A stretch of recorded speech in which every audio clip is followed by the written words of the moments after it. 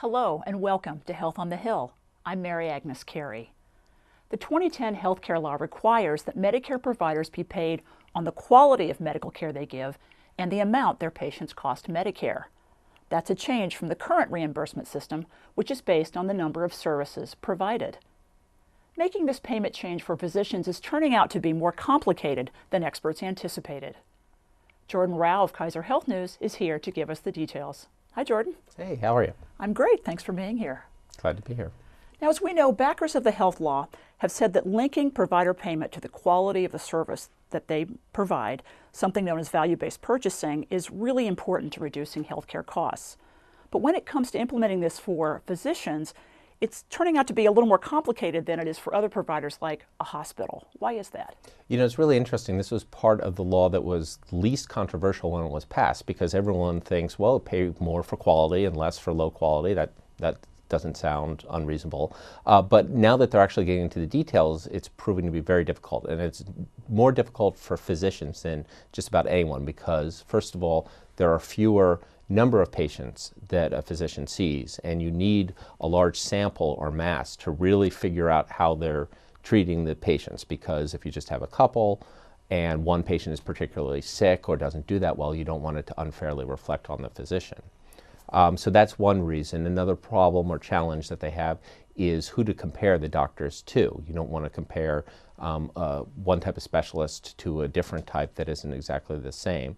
And then they also have the challenge of figuring out, and this is probably the hardest thing, how much that resources that doctor uses of Medicare. And that is proving very challenging because you can't just take a look at the Medicare billing of that doctor, but you have to figure out what they're doing. Are they referring too many people to high-priced specialists and not intervening early enough? Are they having too many lab tests? And conversely, you want to make sure that you're not thinking that someone that's not doing enough is actually doing a great job. And in the story that you recently did on this issue, you talked about 20,000 physicians in 4 states getting reports from Medicare about the care that they deliver to patients. What sorts of things did those reports discuss?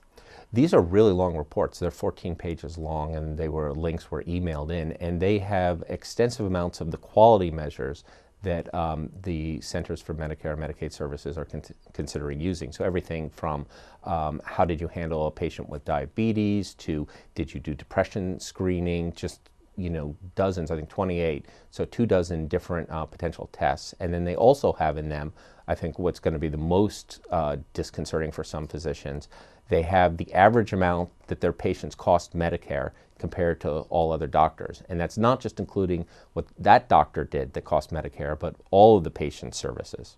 And what's Medicare going to use all this information for? Well, these are technically called feedback reports, and that is actually very accurate. These were started because Medicare is really trying to figure out how to do this correctly. And so they are sending these out to doctors to see what the doctors are going to say and say, you know what? This is really unfair or inaccurate because X, Y, or Z. So it's almost like a survey, and they, rather than waiting until they've implemented this program and people's pay are actually being affected by it, they want to do a dry run of their initial efforts, and then they're going to use these and fine-tune their metrics. Do they have a time yet when by this date, this is how Medicare will evaluate what you're paid as a physician? The law says that they have to start doing this new payment system in 2015, but they have a lot of leeway. They're supposed to do it for large group practices and some specialists as the government sees fit. But they're supposed to have it all wrapped in by 2017, and then it should apply to most physicians.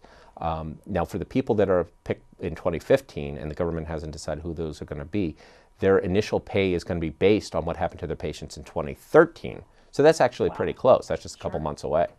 Now, we know that physicians are unhappy with the current Medicare payment system, something known as a sustainable growth rate. It always calls for these large reductions unless Congress steps in to stop it.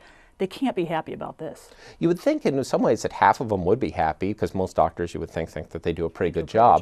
Sure. But they're very, very worried about this. The professional societies are very worried about this. We did a story about this for the Washington Post, and it got over 200 comments, and they were almost all concerned because doctors are already so frustrated with the Medicare payment levels because they are so much less than commercial insurance, that they just see this as another uncertainty, another potential for them to lose out on money, and they're very worried about it.